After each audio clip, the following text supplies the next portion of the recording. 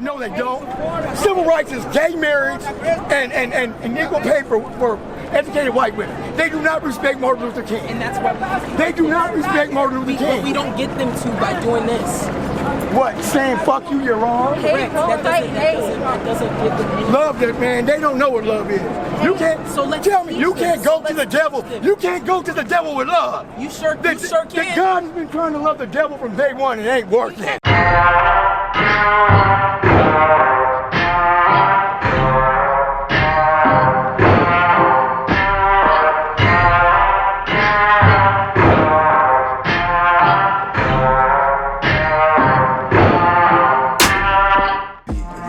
It's about how our nation is divided and to try to end the divide, and try to make light of people who are part of the divide that don't want to be known that they're part of the divide, and I love this movement right now about if you're silent, then, you are part of the problem. I love that. I love that people are very vocal about someone that is not saying anything that they're racist. Yes, you fucking are. So if you don't like something, stop being a fucking pussy and talk about it. If you are influenced at all by any of our culture, you're black in the culture. So you have a responsibility to continue to stand up for us. So I ask you to look at one another and say, what are you prepared to do to prove that Black Lives Matter? Martin Luther King was killed and there was riots all over the city, all over the country. People are angry. What happened last year, 2 years ago? Philadelphia Eagles won the Super Bowl and there was a riot. I don't care about the Grove. Do you know why? Because the Grove is fine right now. They're building that back up. Everybody's gonna be shopping on Melrose in a couple months. You're not gonna walk into a store in Melrose and they say, sorry, we haven't been able to restock because all of our stuff was stolen. No, it's all there. So, if your business was broken into, I'm sorry for you. You know what I mean? That's your money. I don't want to wish ill on your money. I don't want to wish ill on anybody. But we're out here dying, bro. Literally dying. I don't care about your windows.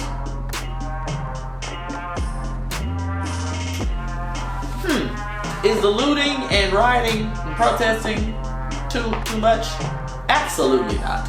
Absolutely not. In fact, I don't feel like we're doing enough.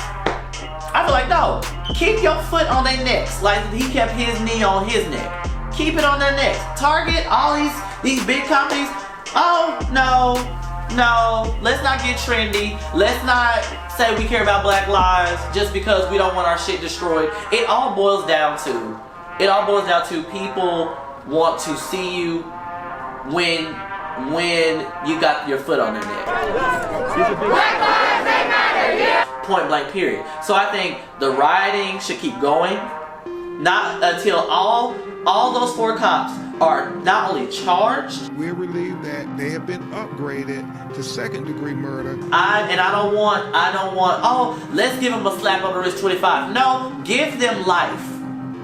Give them life in prison. I don't agree with the death penalty, but give them life in prison. They need to feel what they did was wrong. And there needs to be an example to let people know this is not what you do. And until that happens, we gonna continue protesting, we're gonna continue rioting. I don't agree with the looting part, but I also am a person that's like, hell, Nordstrom Rack ain't never said something about Trayvon Martin. Cancel culture, especially today, is so big, and granted, some people and things need to be canceled, but instead of being so quick to throw away our own, especially at a time like where literally the whole world is in our back pocket supporting us, this isn't the time to, because you said something I didn't agree with, it's F you, pull up, I can't stand you, you're canceled, F, you know what I'm saying? Like, agree to disagree, let's educate some of our people. Like, we already got everybody else a lot of times against us. We don't need that by ourselves. So I think that in a way needs to stop. And then if we are going to cancel people for certain causes, let's take that frustration and cancellation towards these corporations that's inciting those that are actually going to do things. Because instead of you canceling Trina for a comment she made on the radio, but then you go to Chick-fil-A every day, that's a heavily religious well-based known organization that doesn't support a lot of things that aren't following within their practices and beliefs. So whether that's you want to smoke weed, you might be of the LGBT community. A lot of these places, they're big corporations. They are going to go for Republicans who support Donald Trump. So you guys are okay going to these places to eat at, but then you want to cancel on your own because they don't agree with something that you stand for. So to me, make it make sense. Like, cancel food, Chick-fil-A, fuck that. We can make our own chicken sandwiches, educate our brothers and sisters, so therefore we can do better and stand together. What would the reaction be for us doing anything else other than a peaceful protest? Because look at Kaepernick. Like, where is he? You know what I'm saying? He's no longer in the NFL because he took a knee in the most peaceful protest that we could possibly do. What else more? Like, we can't take anything further, because anything further is an act of terror. What else are black people left to do? You know, they're angry, they're fed up, they are exhausted. You know what I'm saying? It's violence that's being inflicted on them that's causing, you know, on us, that's causing us to be violent right back. Like, I mean, what do you expect? You know what I'm saying? Like, you don't pick a fight with somebody and just expect them to sit back and take the bullying. Like, this is literally, like, black people have been bullied enough. We're tired. Like, we just simply need what we need. Equality, thank you. Like, and if we can't get that much, that little, like, then, you know, yeah. Tear it up. You know, being out there and walking with people that are Hispanic, Asian, all different ages, whether you're in your 40s and 50s to your 20s or late teens. I mean, it was just a good feeling being out there and people handing you waters and snacks and we chilling and people had blunts and drinks and we just passing things by and just showing each other love and people hugging on each other. But I mean, in the midst of that, as we walk down the street, all you see is a bunch of cops get out their cars with everybody's hand on the trigger waiting to shoot at you. So in that sense, it's like, of course you're gonna get a negative reaction because it's like, you're about to attack us. You know what I mean? What else are we supposed to do? So I think when the rioting and the chaos comes out, it's not because of the people, it's because these cops are coming over here doing unnecessary things to incite the violence. So it wouldn't probably be a lot of violence had they just shut the fuck up and stay still and just chill. You know what I mean? Join the community that you claim to serve and love so much. The only reason we're here is to make sure that you got a voice. That's it. There we go. Don't think for a second that he represents who these cops are from all over the county and around this nation. We go out there to help people, not do that nonsense. There we go. Pastor Hawkins, see, I was going to tell you, we want to be with y'all for real. So I took my helmet off and laid the batons down. I want to make this a parade, not a protest. You got little ones here, you got dogs, so what's up? So listen, I'm just telling you, these cops love you. That cop over there hugs people, so you tell us what you need to do. Walk with us! Walk with us! Walk with us! Walk with us! Walk with us! Walk with us! Let's walk! Let's walk!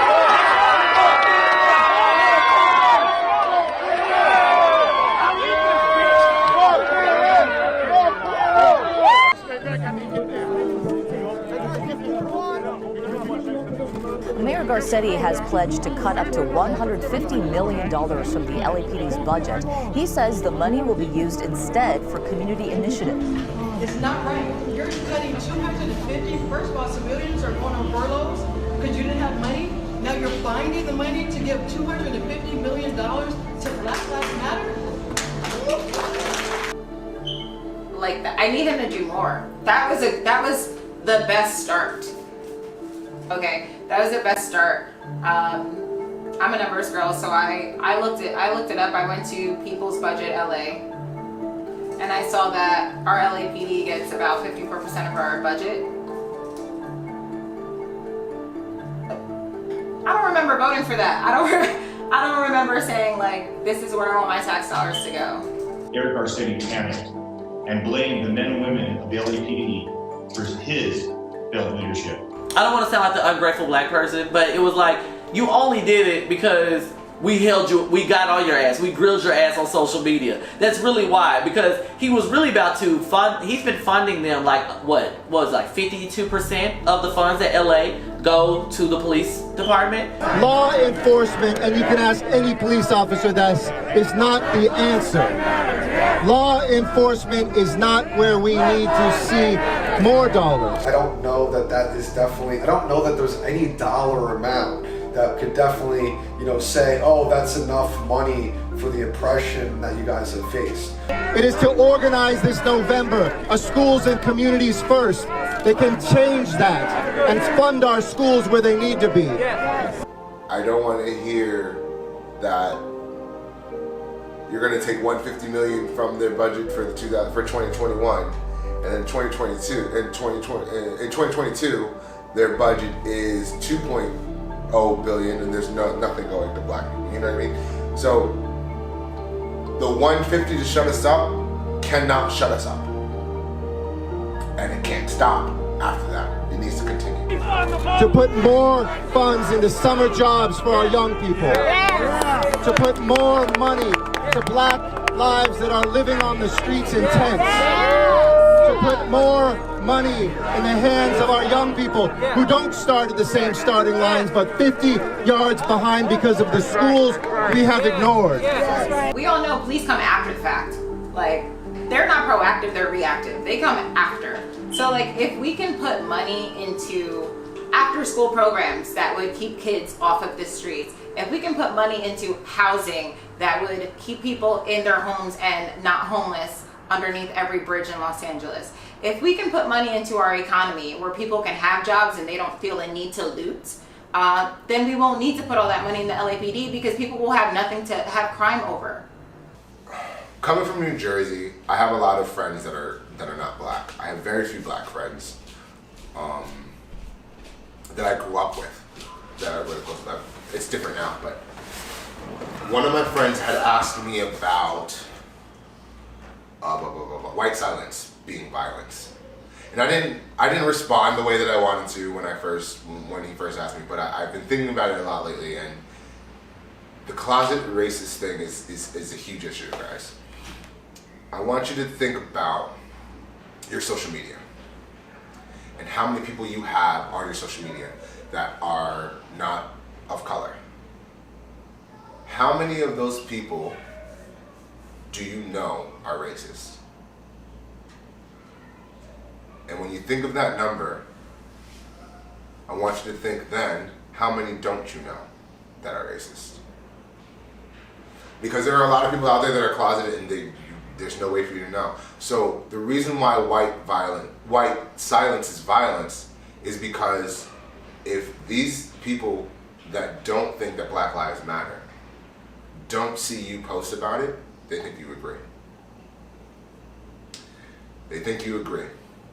Because there's so much outrage going on right now about George Floyd. So everyone that is outraged about George Floyd is a crazy nutcase, Black Lives Matter terrorist. But if you don't post it, white power, bro. I knew you was one of them good ones. But if you were to post something that said Black Lives Matter and you're white, I bet you would lose some followers and you wouldn't know. Or someone's going to oust themselves as being racist because of what you posted. So when they say white silence is violence, you are secretly allowing these people to believe that black people don't exist. And before we go on to the next question, I just want you to think about this. If you're being silent and you have a black friend, if you were to turn on the news next week and they were shot and killed by the police, would you think that you did enough to stop it?